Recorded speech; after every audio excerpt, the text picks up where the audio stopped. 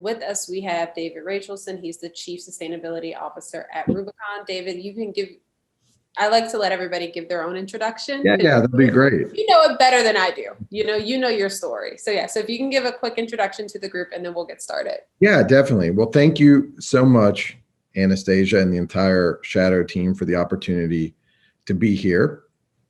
So again, David Rachelson, Chief Sustainability Officer at Rubicon. And essentially, I think it helps in describing my role to describe a little bit about Rubicon itself. So Rubicon is a technology and software company in the waste and recycling industry. And we have a whole suite of solutions that really bring together both sides of the ecosystem. And that is the hauling community and the waste generator. So businesses, in this case, built environment, buildings, property managers, commercial real estate, distribution centers, you name it, along with a whole host of other businesses that create waste. And through a technology platform, we connect them. What that means in my role is I essentially am focused on how do we keep more materials out of the landfill? How do we create less emissions through waste and recycling? And ultimately, how do we bring to life a circular economy? All right. So that, I mean, honestly, that's a great place to start. How do we keep more waste out of landfills? You know, I think most of us think of recycling, as like, you're putting it you're sorting your things. And I know that a lot of us know that everything doesn't end up recycled, but so like, what's a good way, as individuals, but then also as companies, thinking about waste and how do we keep more waste out of the landfill? Yeah, so that's a great question. So, and in our case, we find that data is very important to the solution. So this industry is notoriously decentralized. So when I was in the office, we had this great view of downtown Atlanta. And if you look at downtown Atlanta, you see all these beautiful buildings. And they all have one water provider and one energy provider, the City of Atlanta for water and Georgia Power for energy. So it's a lot easier to really manage those utilities because you can control the inputs and the outputs a lot easier. Now, if you're thinking about waste and recycling, it's decentralized. So there are probably dozens of different providers. They all have different types of inputs. They track data differently. The invoices and the way that you receive information is completely different across all of those different areas. And so what we've done a lot of, built the business around is being able to create that uniformity of data.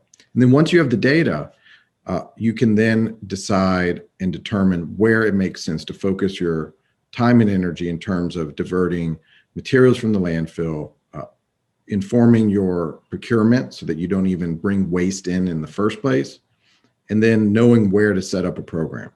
So again, it goes back to the data. And then of course, once you have that, it's important to set up a program. And that could be anything from your basic mixed recycling, the blue bin that we all are familiar with, to organics waste, to plastic film, to donation, to a whole host of other items and areas that may exist. That's the hard to recycle items, batteries. But again, you got to have the data. So that's where it all begins.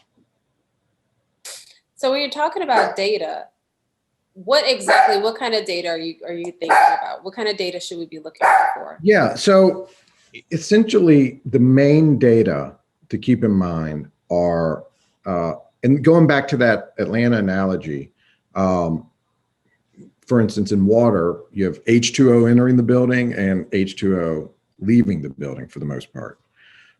When it comes to this industry, you have dozens of different types of materials entering the building. You could have paint, you could have seven different types of plastics, paper.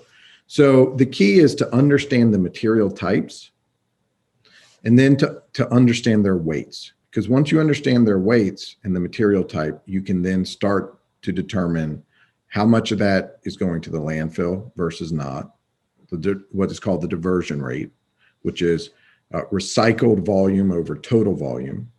And then in this day where carbon is so important, that allows you to convert it into a carbon equivalent because, and this is something that's not as well understood, but landfills are the third largest industrial emitter of methane gas. And methane gas is 30 times approximately more detrimental to the atmosphere than the carbon that comes out of the common car. And so it is a major player when it comes to the entire discussion around net zero. The circular economy, for instance, is a key aspect to achieving that. And so one of the things that we've been focusing on a lot this year is the waste climate intersection. No, so that's something I've never thought about when you mentioned about landfills emitting so much methane gas. Like I never thought about that, how when a building, when you're talking about net zero, you have to take in consideration those tons of waste that are going to end up somewhere, you know? Yeah, and exactly. And to take it one step further in the context of the built environment, the EPA estimates that a third of the emissions in the commercial segment comes from the waste and recycling system. And so it's virtually impossible for any built environment situation to achieve net zero without focusing on how to increase the amount of recyclables and decrease the amount of landfill volume. And so it's definitely a key part of it. And I think that's why there's so much focus now in the sustainability world on circular economy, zero waste, you name it. And that's really the major goals that you're seeing now when it comes from a lot of companies is how do you hit zero waste and achieve a circular economy. And so you keep mentioning circular economy. So kind of let's get into that. What does that look like, from your standpoint, creating a more circular economy? Yeah. So essentially, I think so first I'll define it. So we live largely in what's called a linear economy. So you take a natural resource from the earth, you make a product typically, and then you use it and then you throw it away. So it's kind of this take, make, waste way of thinking. And the circular economy just takes that line and creates a circle. And so it says, instead of burying something in the ground or just throwing it away and kind of forgetting about it, how do you use that material as an input to the production of something new? And so that really has been a big focus in the recycling world in terms of how do you get quality materials that you can then use as inputs in the supply chain going forward. And so that is something that it takes a systemic design approach because you have to look at, and there's a lot of talk about breaking down the silos. So, the creative minds that are designing a product, right? And then, are they thinking about the end of life when they do it? And then you have the chemists and the material experts that are, oh, well, we can create it this way. Are they thinking about what happens when people are done with it? And then are the systems in place to actually capture that material? And a lot of the recycling infrastructure in the US has not been significantly modified since it was originally originally created, decades ago. And if you think back to, let's say, the 80s or even, early 90s, people were not throwing away e-commerce boxes. It didn't even exist. The systems were built to capture newspapers and paper and magazines. And now, the whole world is flipped on its head and nobody really has magazines or newspapers anymore. They're all online, but we're all getting so much e-commerce. And so how does the industry keep up with all of that? And so there's so much that needs to happen, but the promise is really significant from an environmental point of view. No, and I think that's such a good point to kind of to hit on that. Most of that recycling infrastructure was laid like in the late 70s and into the 80s. That's Like, right. some of it I'm older than, and that's ridiculous. And it has not, it's not prepared because the life that we had then does not exist anymore, you know? So that's crazy. I was talking to someone earlier, we we're talking about packaging, like you mentioned, and no one thought the value of packages that go out every day. No one could have like foreseen that, 30, 40 years ago. And so now we're in a situation where you talk about your average office building. And I know like with us in tech, everybody's ordering stuff from Amazon. You're getting new stuff from Amazon every day when you're iterating through different projects. And it just ends up with stacks and stacks and stacks of boxes by the end of the week, And it's just something, how could we have foreseen that, For sure. And that's kind of this approach to zero waste and to circularity that's so important. And going back to the built environment, we started this program that we've coined the Rubicon method. But really what it is it's a double click on this reduce, reuse, recycle mantra, which is easy to remember, but there's so much complexity. So how do you actually set up a successful waste reduction and recycling program? And the challenge is, especially in let's say a commercial building where a tenant may not actually control all of the decisions related to waste and recycling. So how can they still play a meaningful role in this world? And there's a lot that can still be done, because the essence of being able to truly be sustainable in this industry is the right decision being made at the point of disposal. So are the right bins in place? Is the right training and signage in place so that when someone goes to throw away something, that they are actually putting it in a bin that has the opportunity to become circular? And one other thing I'll say is what's so challenging, but also so, I think, interesting about this pillar of sustainability is that it really involves the person. They are the true ambassadors of being more sustainable, recycling more. It's hard to solve for the person in this area. So, now we go in a building and the lights turn on and off when you enter a room. So you could have limited impact personally in those areas, and the building is still sustainable. But it's every person, whether or not it's after lunch or after a meeting, after a birthday party, they are the ones that decide whether or not that there's going to be a sustainable outcome for those materials. And so training is so important. I like that. So just so everybody knows, you can drop questions if you have them in the Q&A box, or you can post it in the chat. I'll work from either one of those. It's fine. And then we can kind of start getting some questions going. But to your point, I think you're just like dropping so many things that I have not considered, because I think we don't think, like I told someone, you don't think about something until you really start to dig into it, and it's how do you solve for that human error, because you're talking about a behavioral shift that has to be made at the tenant, at the employee level, basically. Correct. And if you're in a commercial office and you have, hundreds of people, thousands of people coming in and out all day, how do you get that kind of training in front of them? Because they all are not working necessarily for the same company, and they don't always have the same values. And, and so things like that, if if the building wants to implement a certain system, they have to really focus on changing that behavioral pattern.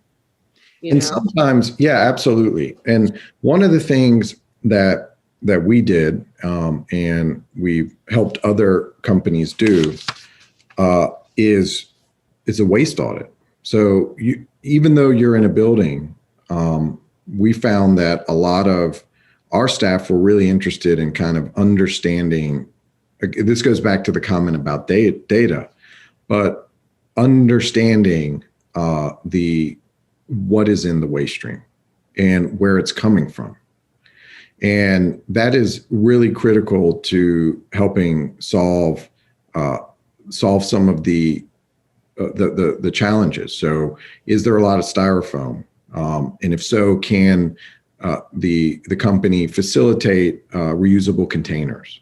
And or is there a lot of, for instance, organic waste in the recycling container? And should an organics recycling program be set up? And how do you do that?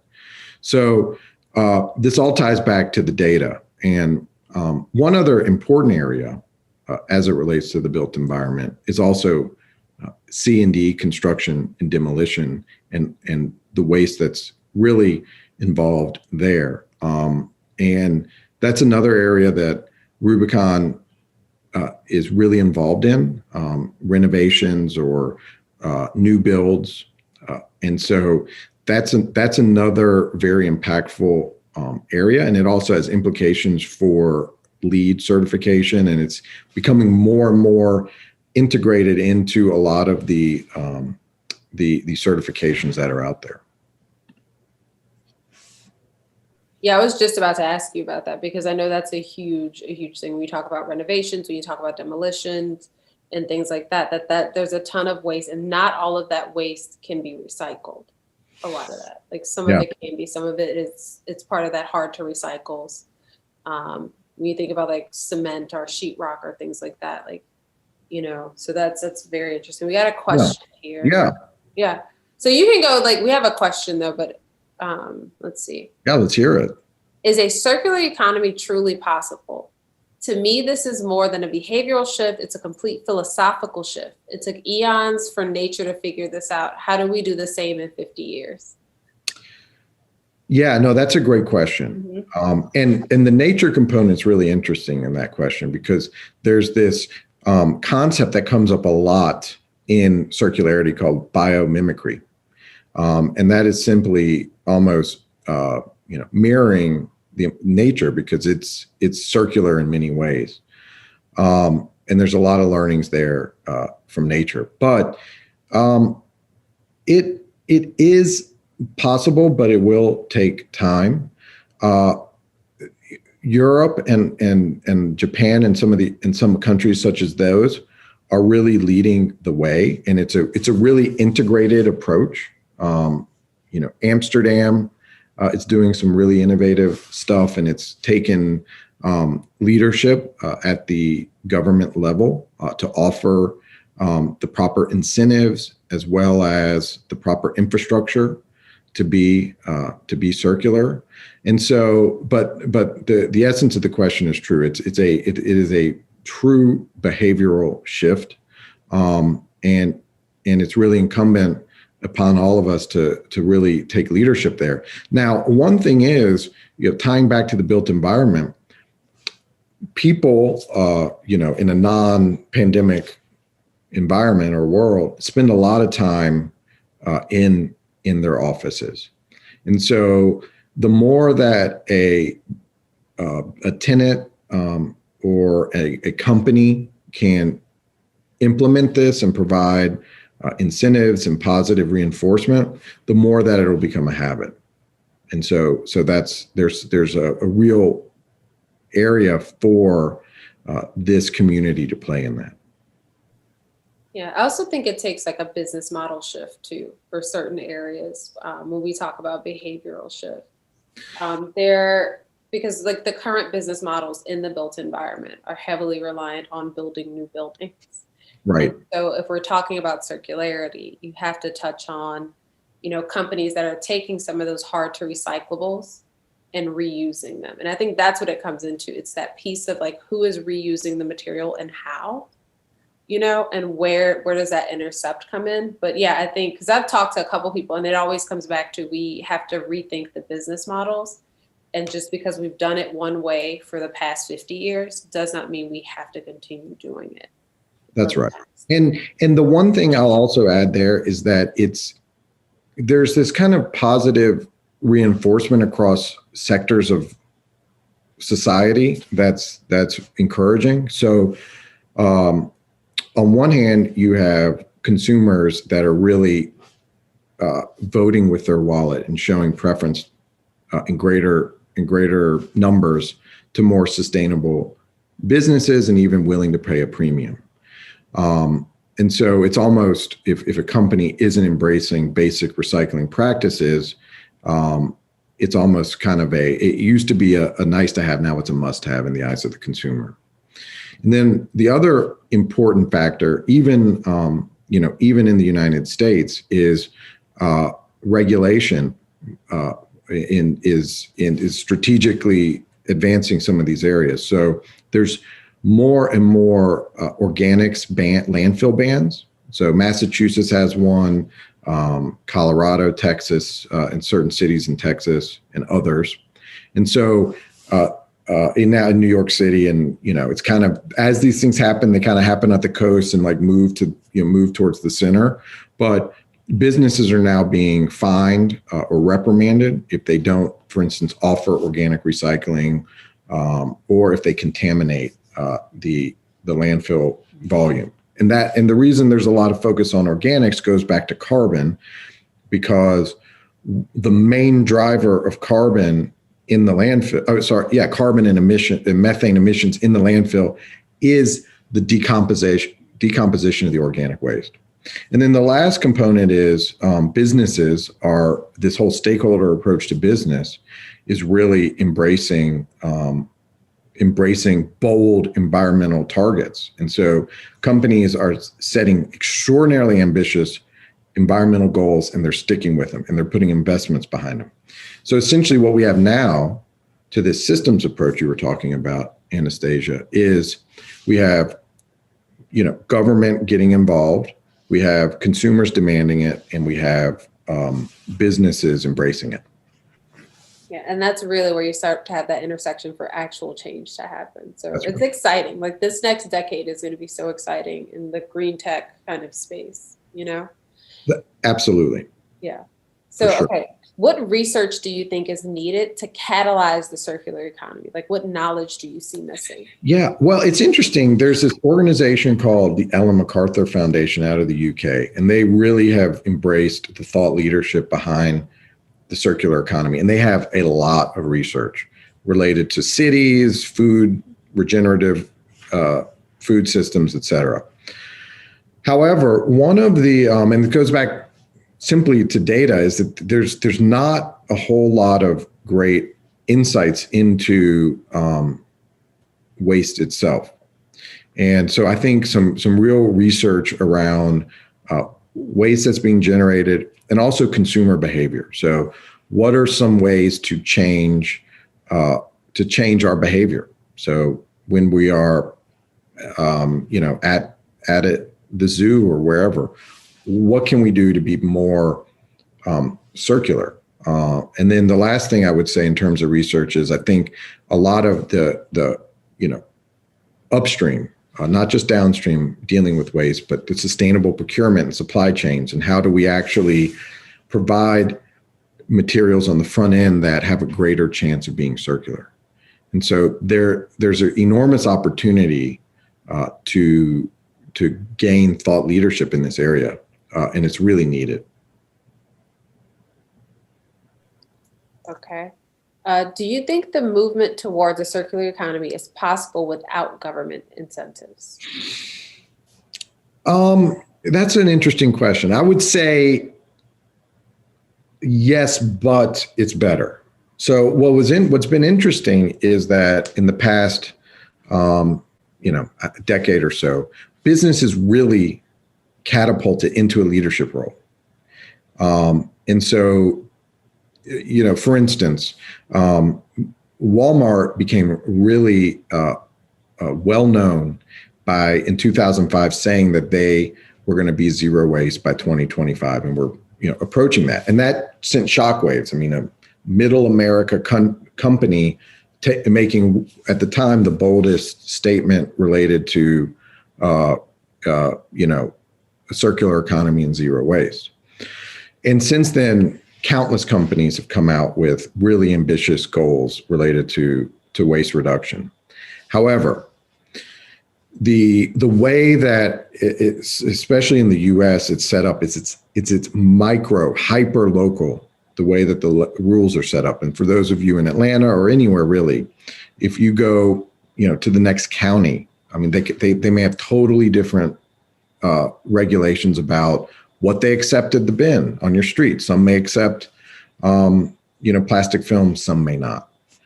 And so there has been a movement over the last 24 to 36 months for some national legislation around protect the seas and recycling acts.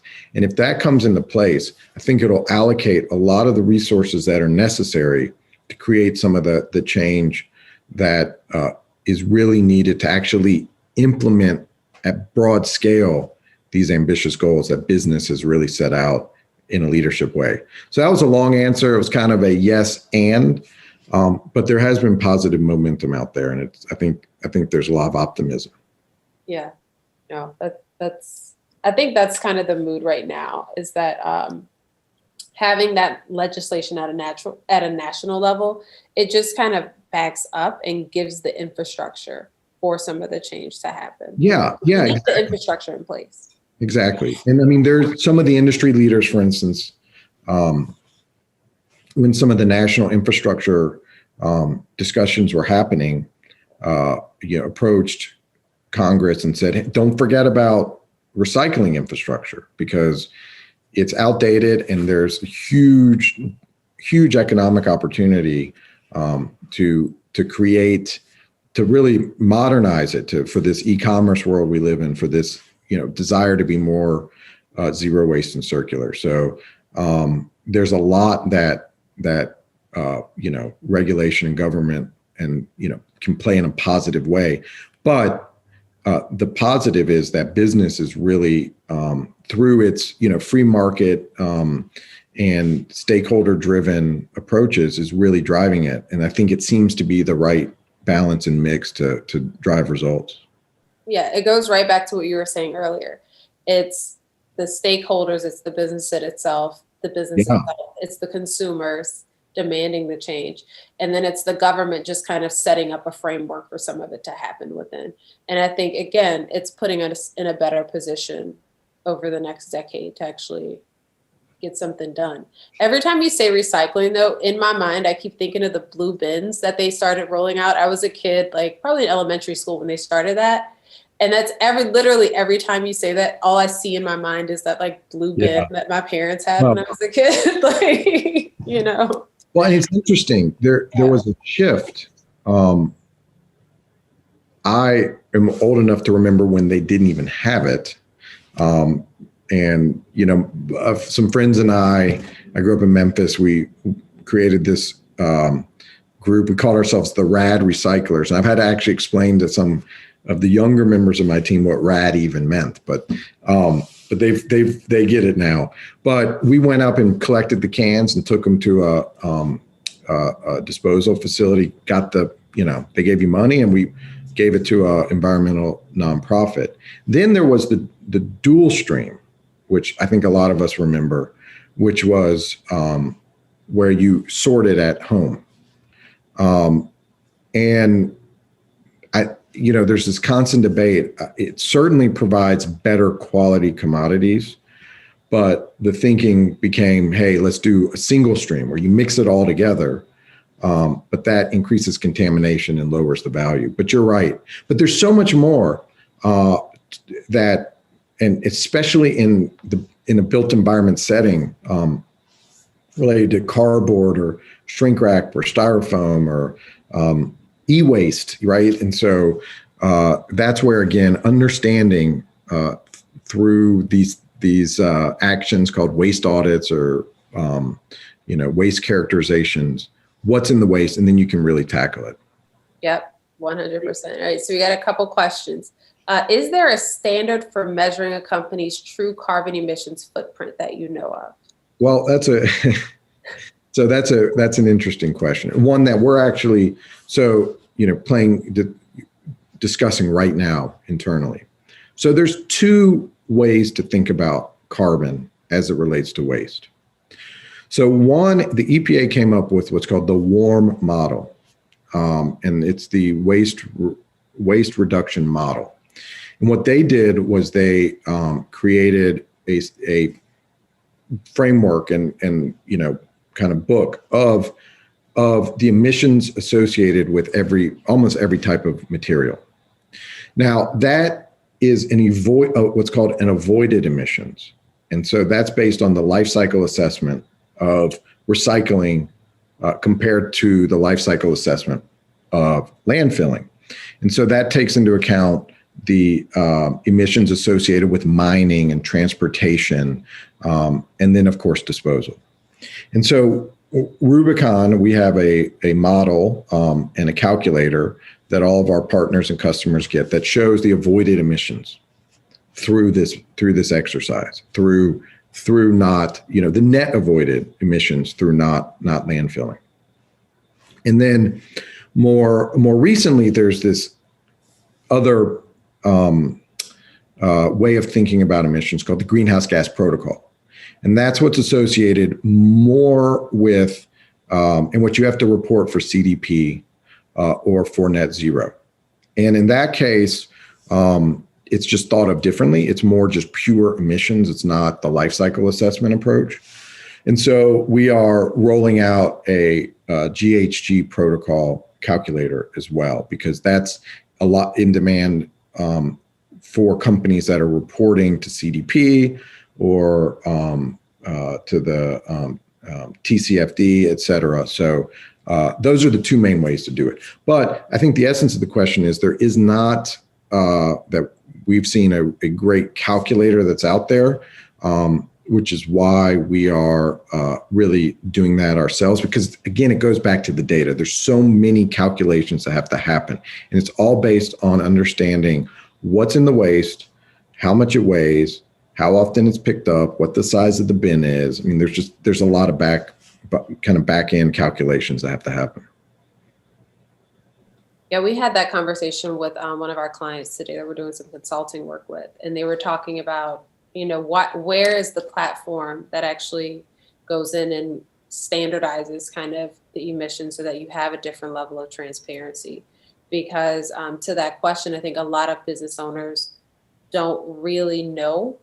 They know they have to do certain stuff for regulations, and there are calculators for that.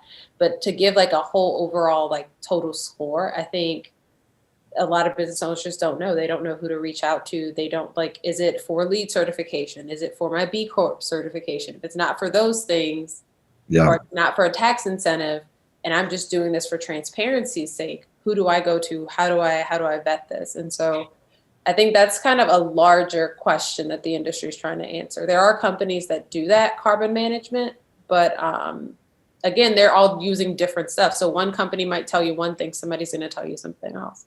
Yeah, no. And then, I mean, absolutely. And then it gets even into kind of different types of utility areas, who offers what, and how they offer it. So, for instance, a lot of what we've built our platform on is also based around the billing aspect of it. So it's all rolled in together. Some of course do just the analytics and the reporting, but it is a fast growing area. And especially as we hit the 2050 Paris date, this need to track and disclose is going to even accelerate. And so it's really interesting. And the other thing that kind of on this topic, which is every year in the sustainability world, people, over at least the last 3+ years have eagerly awaited Larry Fink's CEO letter.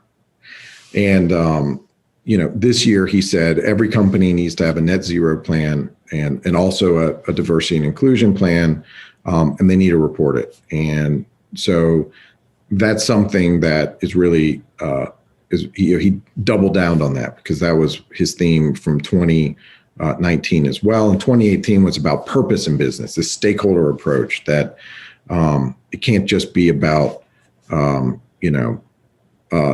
kind of the old approach of just shareholder value, because if you don't consider all the other stakeholders, then you don't actually get the shareholder value. So that's just something I think that's also driving perhaps that conversation, Anastasia, is that a lot of these big institutional, players are asking for it. Yeah, for sure. And you just reminded me, I need to find my tab with Larry Fink's letter and go finish reading it. Yeah. Now, one note on that is that there's the CEO letter, which is which was really helpful, but then there's the letter to the clients. Yeah. And that letter actually gets even more granular. So both are good. Yeah. But if, for instance, if you're someone who feels the pressure to actually kind of be consistent with these standards, also read the client letter. All right. So Japan's waste practices are motivated by their lack of resources and aggressive policies that probably would not work in the States. How do you think circular economies will develop in individual companies? Will it look the same across various economies? So that's really interesting because Rubicon has a growing program in Japan. So I've learned a little bit about how it works there. And what's really interesting there is that they actually have a national mandate around the circular economy. It comes from the government leadership. And I think but they, as an island country and economy, the use of all materials is even more paramount because they have to import so much. But it will vary country to country. For instance, they don't have as much land. Landfills are, and same with Europe. Landfills are not as common here. We have a big country, lots of land. It's cheap. It's easy to bury stuff. But what's interesting there is that they have a very similar kind of a breakdown of the industry to the U.S. And so they have a lot of small independent haulers who have a demand and need the assistance of technology to help grow their business and to help connect what they're doing with in destinations. And the other thing I will say is they have a hyper kind of approach to kind of the blue bin, the sorting aspect. They have 5 or 6 different bins that are picked up. And so they have really high quality materials there. But absolutely, it's a very country to country approach. And I would say Japan and the EU are leaders right now in that. All right. So last question. How do we motivate college students to take on the waste problem? Yeah. So what's interesting there is, so a couple things. So we actually have a partnership with NWF. And most people think of Ranger Rick, which I loved growing up, and my kids now get. It's been a lifesaver during the pandemic. But NWF also has the Recyclemania program, and they have this. It's really interesting. They're really deep into eco schools and Recyclemania, and so I think it goes back to some of the essence of what I was saying earlier, which is making sure that the program is set up. And colleges typically do a good job of making sure that you have the right bins and that there's the right opportunity to actually have a chance to be recycled or circular. And there's the students are typically very focused and driven to be more sustainable. And I actually think universities could be the microcosm to really demonstrate how it can be done with their own ambitious goals. Here in Atlanta, Emory and Georgia Tech have very ambitious zero waste goals. They have, you go on both of their campuses and they are, immaculately set up for the programs. They have organics, they have plastics, et cetera. And so I think it's just helping with the education and setting up the right program to succeed. Yeah, I would agree with that. So I think the last kind of thing I wanted to touch on, we talk a lot about the built environment and, all that, and that's very urban settings. Mm-hmm. What about because most of America actually is rural. I don't know if people realize that there are a lot of us in very small cities. And then when you go outside, 30 minutes outside of Atlanta, it's a rural area. So what do you see for those communities? Because I think they also feel the impact of climate change differently than those of us who live in cities as well. Well, that's very interesting because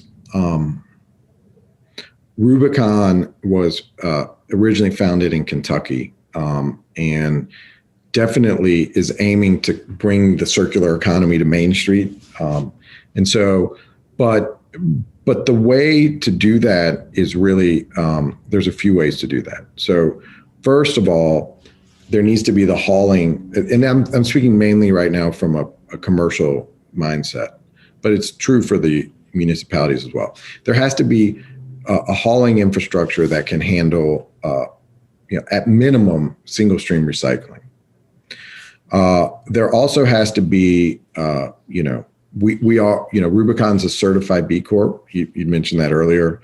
And so we have to be cost competitive. So working on a model that, makes it cost competitive to be sustainable. But on the flip side, also showing businesses the value in being more sustainable and helping them understand the importance of consumer preference and understanding the ways, helping make it easy to learn to set up a program and then being able to promote it. But you're absolutely right that there's a huge opportunity in the rural areas. And what I will say is that recycling is one of the main ways that people can connect to sustainability. And so the more that we can get people doing that and understanding its impact, I think it's almost a gateway into bigger things. I love it. I mean, that's what got me into kind of sustainability. That and Captain Planet. I'm the Captain Planet generation. Like I told KP before, I was telling him about how I grew up in that weird 80s, 90s idyllic state of life's going to be amazing, And so it's hilarious to me that where we are now, because I thought I'd have a flying car by now. It's also a thing I was raised with. Yeah. Where's my hoverboard? Right. But yeah, so I want to thank you so much. Is there anything, one parting message you would like to kind of share with the group that we need to kind of think about as it relates to waste in the built environment and kind of rethinking that space? I think that the main essence of it is the timing's right to set up a waste reduction circular program. There are resources out there. It can be daunting, but for instance, we have it, happy to share it in terms of how to set up a program. And then the other thing I would say is don't forget the intersection of waste and climate. And as you're setting out with a net zero plan, or you're kind of tackling how am I going to hit carbon neutral, there's a lot of opportunities to hit that target, or some low-hanging fruit, if you will, if you can start to consider a successful recycling program.